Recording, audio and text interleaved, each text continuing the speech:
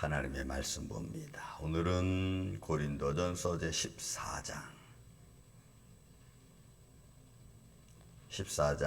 1절부터 6절 교독합니다. 사랑을 추구하며 신령한 것들을 사모하되 특별히 예언을 하려고 하라.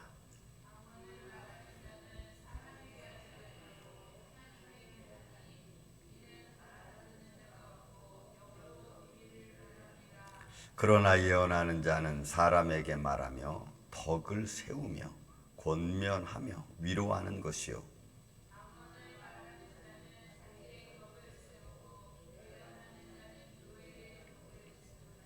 나는 너희가 다 방언 말하기를 원하나 특별히 예언하기를 원하노라. 만일 방언을 말하는 자가 통역하여 교회 덕을 세우지 아니하면 예언하는 자만 못하니라.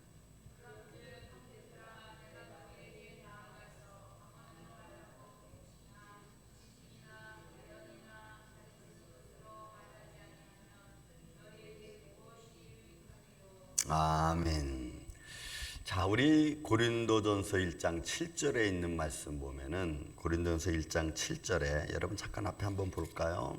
뭐라고 표현하고 있냐면 고린도전서 1장 7절에 보면 너희가 모든 은사의 부족함이 없이 우리 주 예수 그리스도의 나타나심을 기다림이라. 그 고린도 교회에게 하나님께서 모든 은사의 부족함이 없이 그들에게 이미 하나님이 은혜를 베풀어 줬습니다. 그래서 고린도전서 우리 12장부터 보았지만 많은 은사들이 고린도 교회에 있었고 그런 표적과 기적들이 고린도 교회 안에 많이 일어났습니다. 근데 이런 하나님의 거룩한 역사가 그들 교회 안에서 이루어졌고 나타났는데 문제는 이게 질서대로 되지 못했고 또 질서대로 되지 못하다 보니까 저마다 자기 것을 자랑하는데 바빴습니다. 또 그것뿐만이 아니고 교회 덕을 세우는 데서 그들은 이 은사가 제대로 활용되지 못했다고 하는 겁니다.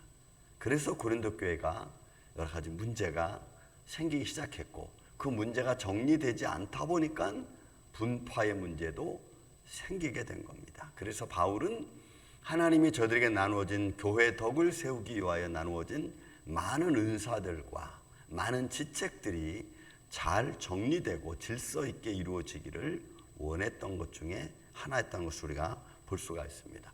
자, 12장에 그런 많은 은사들을 이야기하면서 한 성령의 역사라고 표현을 했죠. 그 한 성령의 역사를 오늘 우리가 잘 분별하는 것이 여러분 중요합니다. 이제 이 시대는 이 말씀과 더불어 요한일서 4장 1절, 2절, 3절에 있는 말씀과도 같이 연결시켜서 우리가 봐야 됩니다. 왜냐하면 이 성령의 역사, 은사적인 문제는 이거는 과학적으로 증명할 수 있는 것들이 아니기 때문에 옳으냐 그르냐라고 말하는 게 쉽지 않습니다. 다만 그게 교회 덕을 세우고 영적인 덕을 세우느냐에 따라서 이거 분별해야 되는데 여러분 이 분별이 쉽습니까?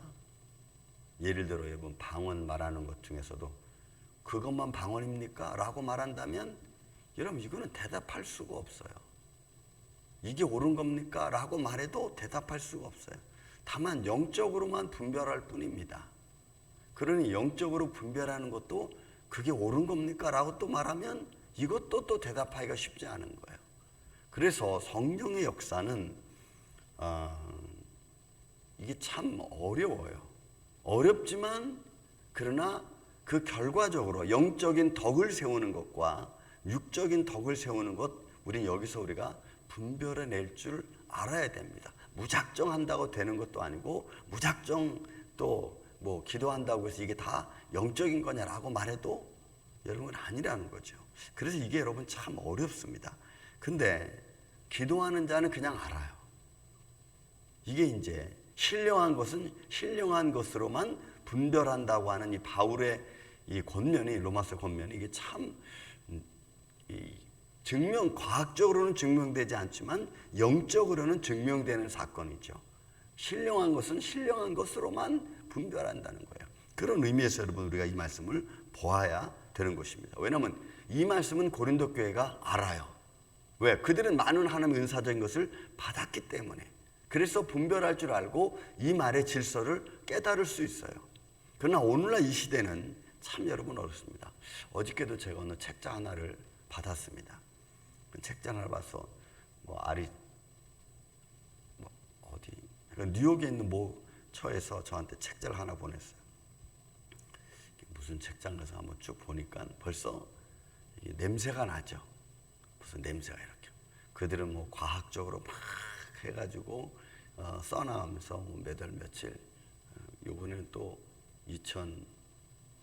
2027년을 또 예언해서 종말을 또 얘기하고 있어요. 여러분 그런 것도 우리가 보면은 이게 뭐가 잘못됐고 또 이게 어디서 문제가 생겼는가를 여러분 우리는 성경을 많이 본 저와 여러분들은 알아야 됩니다. 그래서 우리가 그 기독교 교리에 보면은 여러 가지 교리가 있지 않습니까? 근데 그런 것들을 막 짬뽕 시켜놔가지고 자기 나름대로 막 엮었어요. 여러분 그런 것들도 우리가 잘 알아야겠죠. 여러분 본문의 말씀대로 보세요. 사랑을 추구하며 여러분 사랑하는 거 여러분 너무나 아름다운 거죠. 그러나 사랑도 우리가 많은 능력과 권능을 행해도 사랑이 없으면 다 무의미하다고 13장에 이해해놓고 사랑을 추구하며 신령한 것들을 사모하되 여러분 사모하는 거예요. 신령한 것들은 영적인 것, 방언하는 거, 예언하는 거, 병 고치는 거 사모하는 겁니다. 그러니까 특별히 예언하려고 해라. 왜요? 이 예언은 우리가 본문에 있는 말씀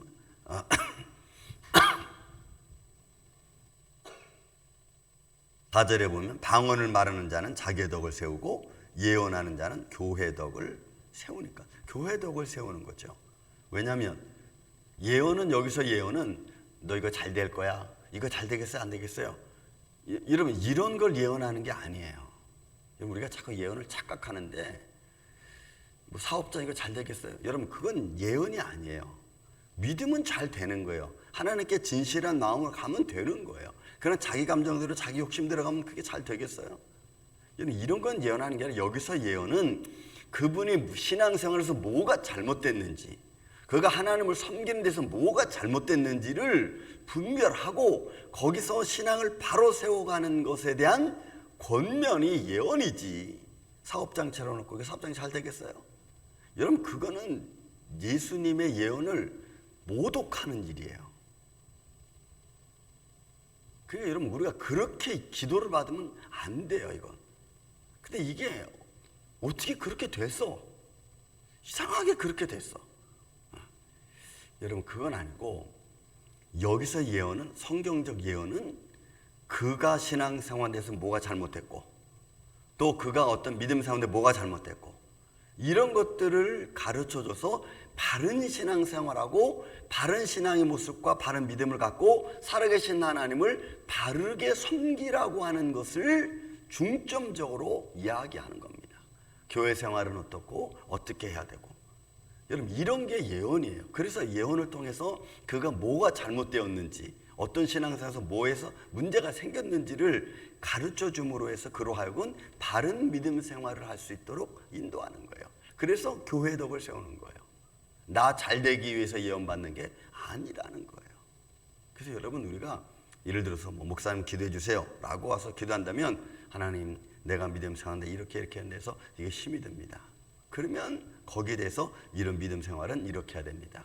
이렇게 해야 됩니다 라고 가르쳐주고 믿음 생활을 바로 할 수 있도록 하다 보면 여러분 믿음 생활 바로 하면 영적인 문제에서 하나님 게 나와 풀어지면 여러분 육적인 문제도 풀어지는 줄로 믿습니다. 영적인 문제가 풀어지지 않으면 육적인 문제가 풀어질 수가 없어요. 그런데 육적인 문제를 풀고 영적인 문제는 안 풀려고 그러는 거예요. 여러분 그러면 안 돼요. 그래서 우리가 어떤 곳에서든지 영적인 문제를 먼저 풀고 그리고 육적인 문제를 풀려고 해야지 육적인 문제로 영적인 문제를 풀려고 그러면 안 되는 겁니다. 근데 고린도 교회는 이렇게 된 거예요. 육적인 문제를 풀면 영적인 문제가 풀려질 줄 아는 거예요. 바울은 그렇게 말하고 있지는 않는 겁니다. 그래서 방언을 말하는 자는 사람에게 하지 아니하고 보세요. 하나님께 하나님. 그러니까 여러분 방언을 하나님께 하는 겁니다. 근데 하나님께 하는데 아무런 방언이 다 되느냐? 여러분 그건 또 아니에요. 그래서 여러분 우리가 방언을 하려면 바울이 권면해 주는 게 뭐냐면 예언, 그 통역의 은사를 받아라. 그래야지 그 방언이 자기의 덕을 세우는 것뿐만이 아니고 또 교회의 덕도 세울 수 있는 거라고 여기서 이야기하는 거예요. 왜냐하면 고린도 교회가 보세요. 수많은 사람들이 오서 예배드리는데 막 저마다 다 방언합니다. 막 정신이 하나도 없죠. 그래서 나중에 말하면 이제 믿지 않는 자가 들어와서 이제 깜짝 놀라는 거예요. 이게 무슨 소린가 하고. 여러분 초창기에 성령이 임했을 때도 그러지 않았습니까? 그러니까 통역하기 힘써라. 이유는 여러분 우리 마음속에 깨닫는 말 한마디가 1만 마디 방언보다 낫다는 거예요.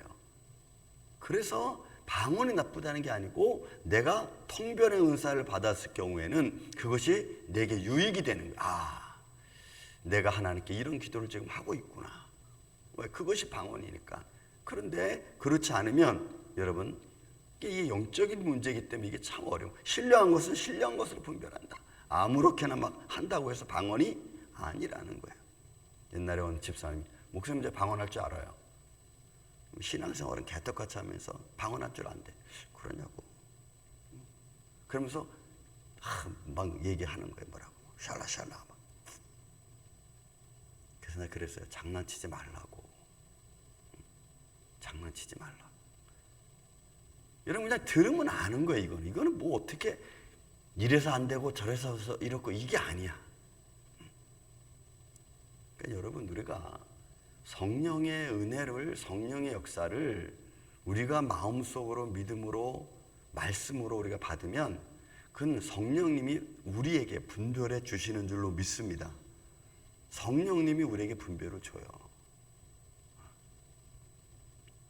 그래서 알아듣는 자가 없고 영어로 비밀을 말합니다. 그러나 예언하는 사람이 말하면 덕을 세우며 권면하며 위로하는 것입니다. 왜냐하면 바르게 가르쳐 주니까.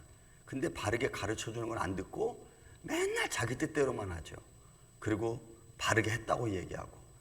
여러분 그건 변화될 수가 없어요. 여러분 바르게 가르쳐 주는 것을 안 듣고 못한다 그러고 난 그거 못해요. 그거 할 수 없어요.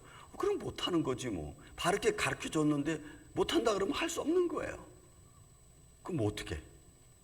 그래서 여러분 우리 믿음 생활은 성경이 기본이 돼야 되고 성경의 기본 안에서 성령의 거룩한 역사가 우리 안에서 이루어질 때 이때 하나님의 뜻과 영광이 나타나는 줄로 믿습니다. 이게 교회의 덕을 교회의 영광으로 교회의 기쁨으로 나타나야죠. 그래서 내일 또 말씀드리겠지만 우리가 믿음 생활의 영적인 문제가 얼마나 센시티브한가를 여러분 알고 그리고 신앙생활을 해야 돼요. 아무렇게나 하려고 내 뜻대로 하려고 하면은 그때부터는 또 다른 영적인 문제가 생깁니다. 그러면 또 다른 영적인 문제가 생기면 그거 고치려면요 엄청 힘들어요. 엄청 힘들어. 저는 여러분들이 믿음으로 먼저 바로 서는 그래서 신앙생활을 믿음으로 말씀을 통해서 바로 하는 우리 만월 장로교회 이 아침에 저와 여러분이 되시기를 예수님의 이름으로 축원을 드립니다. 사랑과 은혜가 많은